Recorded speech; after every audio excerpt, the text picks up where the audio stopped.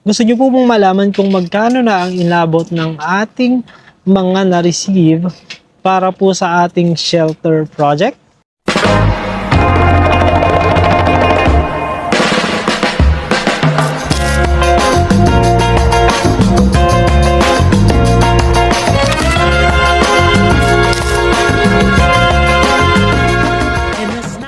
Ayan, so magandang araw po sa inyo lahat mga kababayan. Kumusta po kayo? Gaya ng nakikita po ninyo, ako po ngayon ay nandito sa tambayan, dito sa farmhouse. And medyo may kalakasan po yung hangin ngayon. Ayan, so siguro ngayong araw po gusto ko lamang pong humingi ng konting oras sa inyo para mabigyan ko po kayo ng update tungkol sa mga bagay-bagay. Ayan, yun po yung mga pangyayari na kung saan ay gusto ko kayong bigyan ng update dun sa ating mga ginagawa at doon sa mga nangyari netong mga nakaraang araw.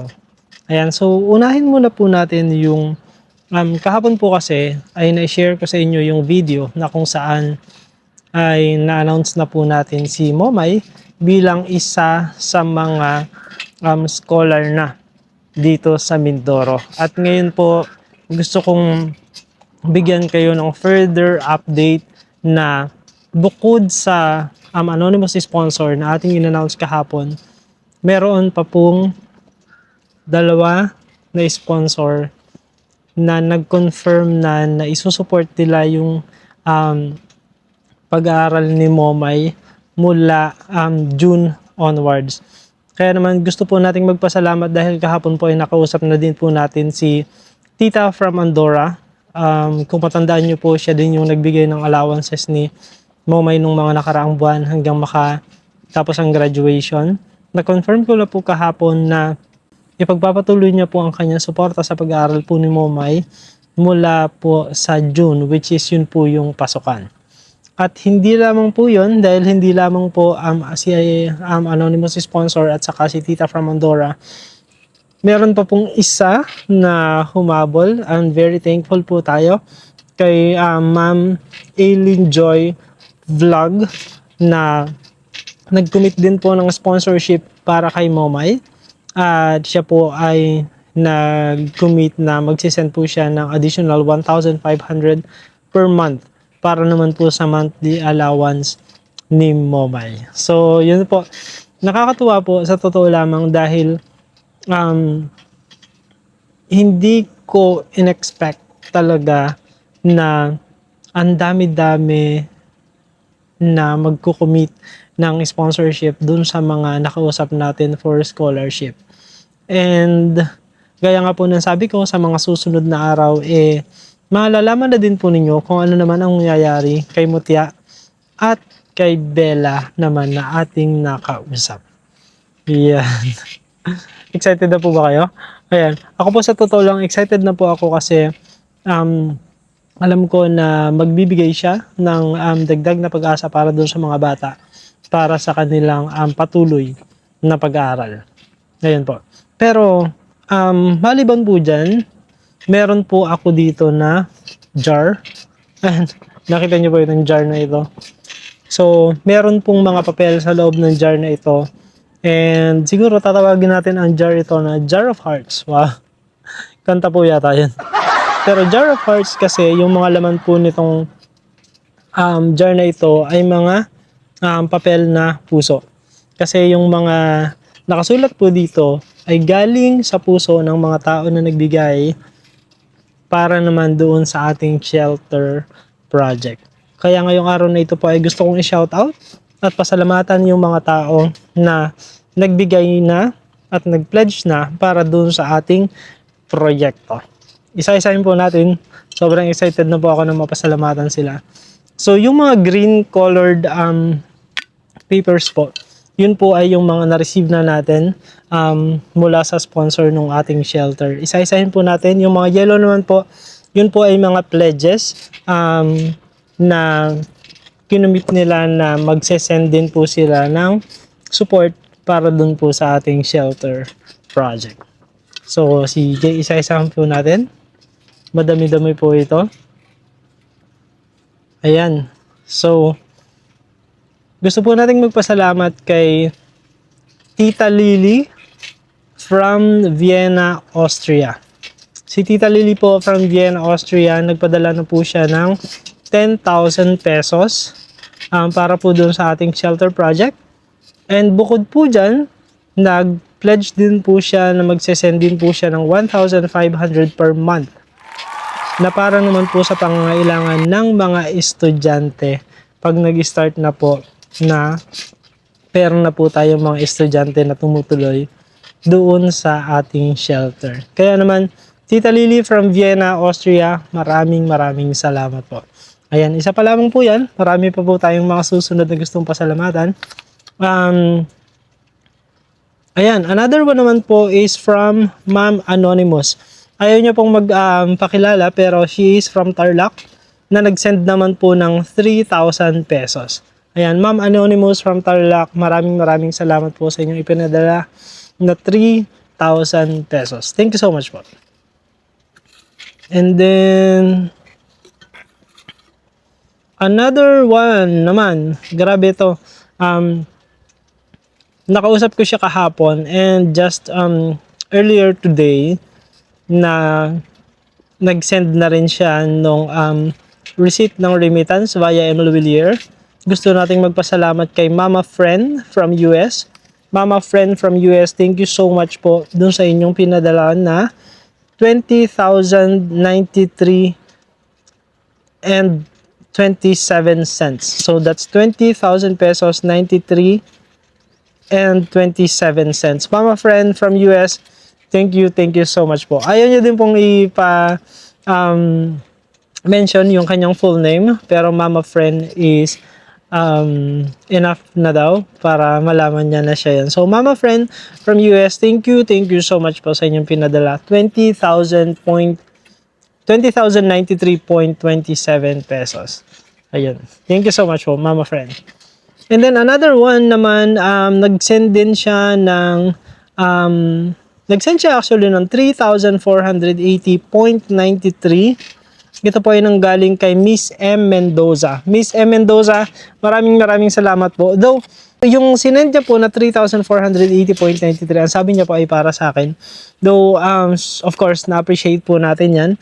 And I am very much willing din naman na ito po ay gamitin pa rin dun sa ating shelter. Pero gaya nga po ng sabi ni Miss M. Mendoza, magsesend pa po siya ng iba na amount for the shelter. And meron po siyang isa pang pledge na hindi ko pa po sasabihin ngayon. Pero sa mga susunod na video, mapapanood nyo po kung ano yon. So, ayun. Thank you so much po, Miss M. Mendoza. Ayaw nyo din po sabihin yung kanyang buong pangalan. Pero Miss M. Mendoza, maraming salamat po. Yan. And then, meron din po tayong na-receive naman. Galing naman kay Ma'am Helen Solamilio Ubag. Ayan, si Ma'am Helen Solamilio Ubag ay nag-send naman po sa atin ng 2,060 pesos. Ayan, na-receive na rin po natin ito. Ma'am Helen Solamilio Ubag, maraming salamat po sa inyong support sa ating shelter project. That's 2,060 pesos. Thank you so much po.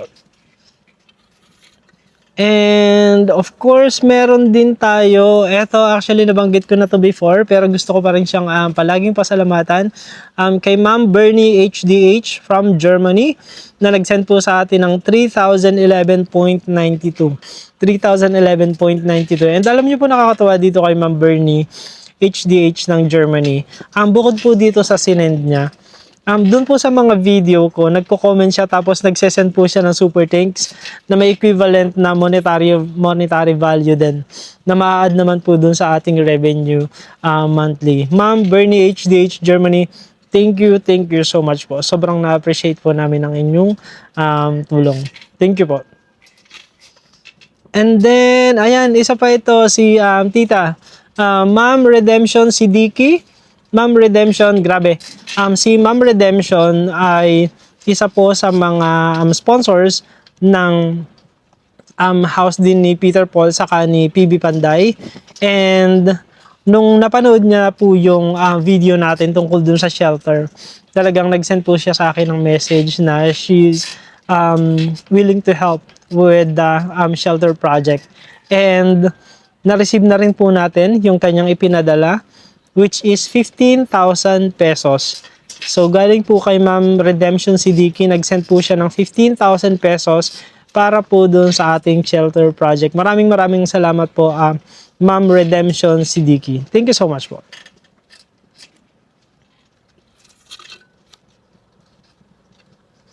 Ayan, eto pa. Galing naman ito kay Ma'am Anonymous from Lanao del Norte. Nag-send po siya ng 5,000 pesos and 57 cents.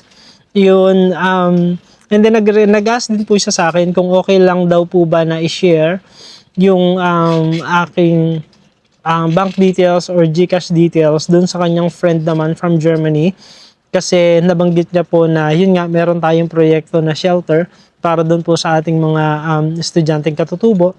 Kaya tayo naman po, very open naman po tayo na i-share yung details na yun, especially kung yun naman po ay para dun sa ikagaganda at ikabubuti ng ating shelter project. Kaya naman muli, Ma'am Anonymous from Lanao del Norte, maraming salamat po sa inyong sinend. That's 5,000 pesos and 57 cents. Thank you po. And then, meron tayo pang na-receive mula naman po kay, ayan, eto. Kahapon na-receive ko din po ito. Ito naman po ay nanggaling kay Ate Evangeline Noriega Villamor. Ang halaga po ng kanyang sinend ay 10,181.50 pesos. Ma'am Evangeline, Ate Evangeline Villamor, thank you so much po sa inyong pinadala para sa ating shelter project. That's 10,181.50 cents. Thank you po. Ayan, ito naman. Ang Crispo Forever Local and International. Gaya po ng kanilang pledge dati, sila po ay nag-send na rin ng 5,000 pesos para naman po sa ating shelter project. Maraming salamat po sa Crispo Forever Local and International. Ayan, thank you so much po. Hanapin ko nga lang po yung hanapin ko po yung admins. Marami po kasing admin ang Crispo Forever Local and International. Gusto ko po lamang basahin para ang bawat admin po ng Crispo Forever. Ayan, meron po akong listahan dito niyan. Wait lang po.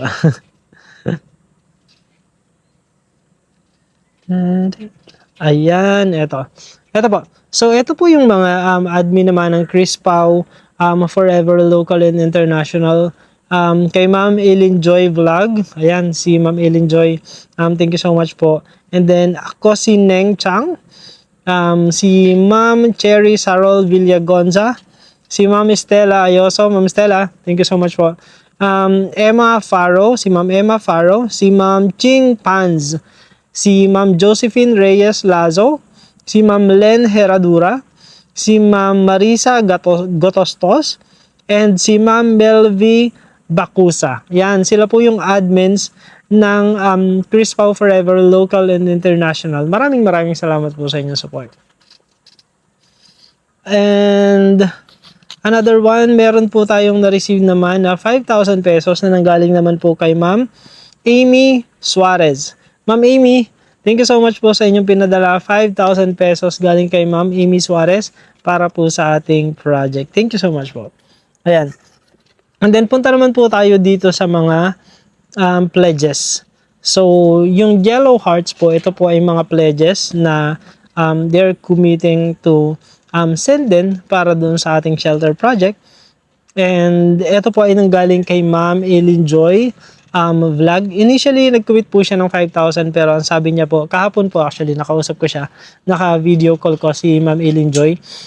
It's nice talking to you, Ma'am Ellen Joy. Maraming salamat po. So, initially, yung commitment niya kasi is 5,000 pero kahapon, sabi niya na gagawin niyang 10,000 pesos yung kanyang isesend para sa shelter. At hindi lang yan. Kasi bukod dun sa isesend niya na para dun sa shelter, she also committed na send naman ng 1/2 sack of rice monthly pag nag-start na po yung ating shelter na meron na pong tumutuloy doon ng mga estudyante. So yan. So maraming salamat po Ma'am Eileen Joy, at siya din po yung nabanggit ko kanina na another sponsor, additional sponsor ni Momay, na nag-commit na magsisend ng 1,500 monthly allowance for Momay. Ayan, Ma'am Eileen Joy, thank you so much po. And then, ayan, ito, another commitment from Tita from Andorra. She's committed also to support our shelter project. Nag-pledge siya ng 10,000 pesos para dun sa ating shelter project at 1 sack of rice monthly para dun sa mga estudyante po na katutubo. So, thank you po, Tita from Andorra. And siya din po yung nabanggit ko kanina na magko-continue ng support naman para dun sa scholarship ni Momay. Thank you po, Tita from Andorra. And ayan, another commitment, another pledge naman po ay nanggaling naman kay Tita Ai. Yun lang po yung pinamention na name, si Tita Ai muna. Ayun, nag-pledge po siya na magsisend din po siya ng support para din po dun sa ating shelter project. Wala po po akong idea as to how much she will be sending, pero no matter the amount, we are very much grateful. Sobrang pinapasalamatan po natin yan. Gaya nga po ng sabi ko, no amount is too little. Kasi pag pinagsama-sama po natin yan, lalaki po yan hanggang sa may sakatuparan po natin yung ating project na shelter. And then, another one, ito, ayan pala, another pledge na nanggaling naman po kay Ma'am Joyrine Saliente Coquila. Nakachat ko din po siya ng isang araw and nag-pledge po siya na she will be sending 2,000 pesos naman po para dun sa ating shelter project. Ayan, Ma'am Joyrine Saliente Coquila, maraming salamat po dun sa inyong pledge. Thank you so much po. And then ito, another special pledge na natanggap natin. Ito naman ay nanggaling kay Ma'am Vicky Camacho. Si Ma'am Vicky Camacho po ay meron po silang patahian, and then she's committed na magpapadala daw po siya ng blanket and pillow. I think yung case siguro, or baka pillow talaga. So, ayun, blanket and pillow para po dun sa ating mga estudyanteng katutubo. Kaya naman, Ma'am Vicky Camacho, thank you so much po. Ayan, ito po yung ating mga na-receive. And of course, meron tayo ditong isang very special heart na unreserved ko for last. Tapos, hindi ko na kung mababasa nyo po eh. Ayan. Ayan, medyo pangit po kasi ako sumulat. Ayan. So, ito pong heart na ito ay para naman po sa ating mga viewers and subscribers. Ayan. Maraming salamat po. Gaya po ng nasabi ko sa inyo.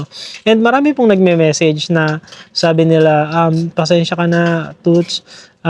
Wala kaming maiambag na monetary para sa shelter.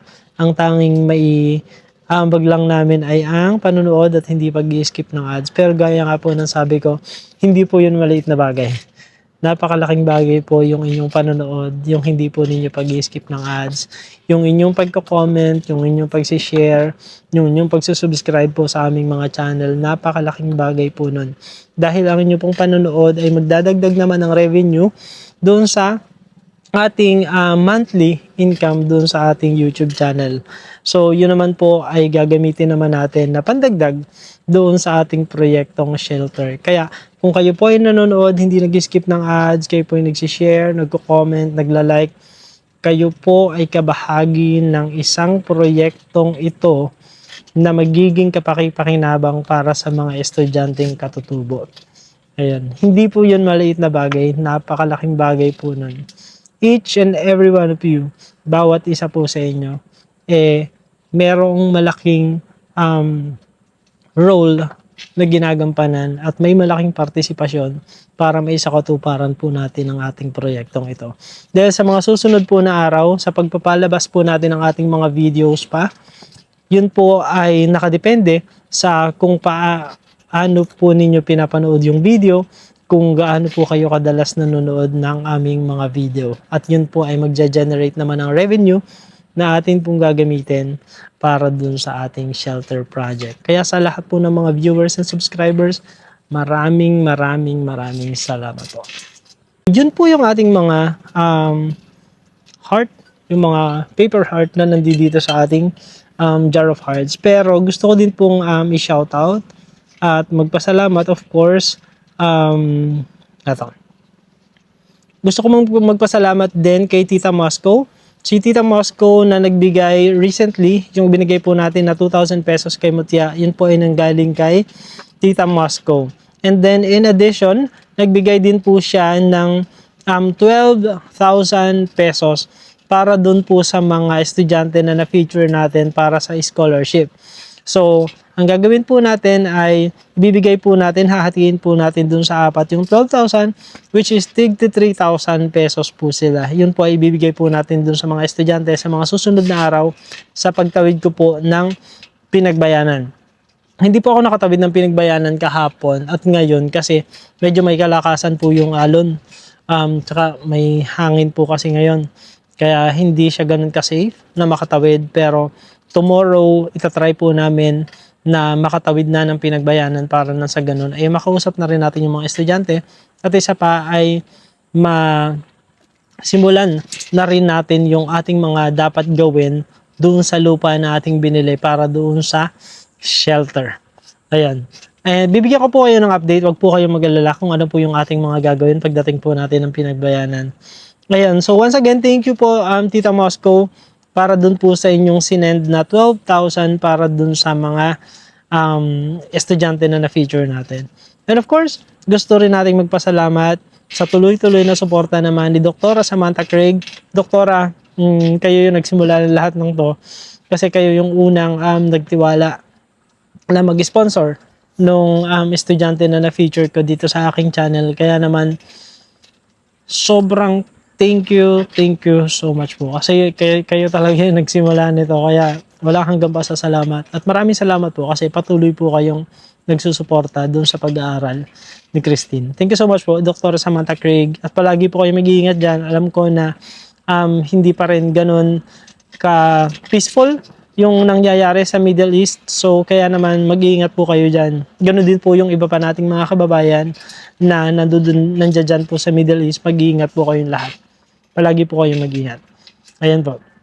And syempre pa gusto natin magpasalamat sa kay PJ, kay Pugong Biyahero, sa kanyang walang sawang suporta din sa ating YouTube channel. And of course, ganun din sa buong Pugong Biyahero team, sa lahat ng bumubuo ng Pugong Biyahero team. Maraming salamat sa inyo, sa inyong suporta. And of course, Krishna, thank you so much. And may message ako sa'yo.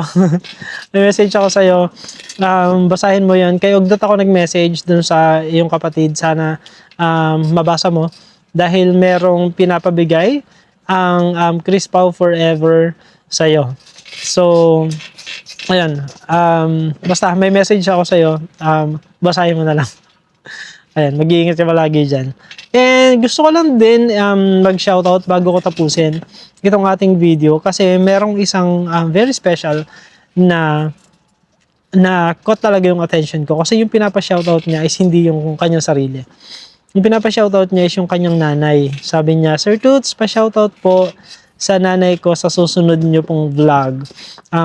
Aurora Lacson, 90 years old na po from City of San Fernando. Yan. Yun yung pinapa-shoutout niya. So, Ma'am Aurora Lacson from City of San Fernando. I believe it's Pampanga. Shoutout po sa inyo. Mag-iingat po kayo palagi dyan. I'm sure na nanonood po kayo ng aming mga video.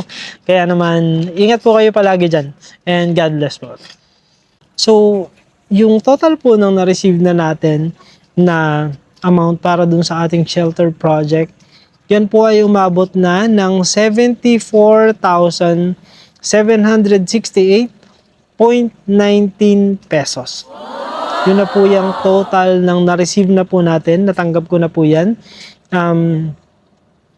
Ito po ay hindi pa po kasama dito yung mga natitirang pledges. So, kasi meron pong mga pledges na hindi pa natin alam yung amount, kaya naman hindi pa po natin siya sinama, and i-update po natin yung list at yung amount ng total ng na-receive po natin once na ma-receive na po natin yung iba pang mga pledges. Pero yun po, gaya ng nasabi ko sa ngayon, as of this video, ang total na po ng na-receive natin para sa ating shelter project ay nagkakahalaga ng 74,768.19 pesos. Sobra-sobra po ako nagpapasalamat sa inyo dahil sa totoo lamang nung una pong inisip ko yung project na ito, hindi ko po talaga alam kung sabi ko, ano ba, itutuloy ko ba to or magiging matagumpay kaya ito. So, nung binili ko po yung lupa na nanggaling din po dun sa revenue natin, sa mga kinita natin dun sa mga nakalaang vlogs po natin, parang nung binili ko po yun, parang still, nandun pa rin yung iniisip ko na tama ba to? Sigurado pa talaga ako na gusto kong ituloy ito. So, ayun. Yun po yung mga doubt na hindi ko po itinatanggi na meron noong mga panahon na yun. Pero, as to how everything is unfolding, ngayon, mas naniniwala po ako na talagang yung naisip po natin na proyekto, marami po yung willing talaga na tumulong. Kasi, yun nga po, ginagawa po natin ito hindi para sa ating sarili, kundi po para doon sa mga bata na estudyante para kahit pa paano magkaroon sila ng fair opportunity para sa edukasyon. So, yun naman po yung goal natin, yung kahit pa paano ay magkaroon sila ng patas na oportunidad para sa edukasyon at para mag-iba naman yung istorya ng buhay nila. Kasi kung wala pong ganitong pagbabago na mangyayari, every year, magiging ganun lang po yung istorya ng bawat estudyante na papasok. Kaya ngayon pa lamang po maraming salamat na po sa inyong lahat dahil meron po tayong mga sponsors talaga na nagbigay na sinasabi po nila na kumaga parang eto muna pero magbibigay pa sila sa mga susunod na panahon. Siyempre kung ipapakita talaga natin kung paano nagpo-progress yung project. Kaya naman maraming salamat po sa inyo. Ngayon pa lamang, maraming salamat na po sa inyo lahat, mga kababayan. Ayan. So, hanggang dito ko na lamang po tatapusin ang ating video. Muli po, sa napakabuting puso po ninyo, sa inyong generosity, it will definitely go a long way para sa mga estudyanteng katutubo.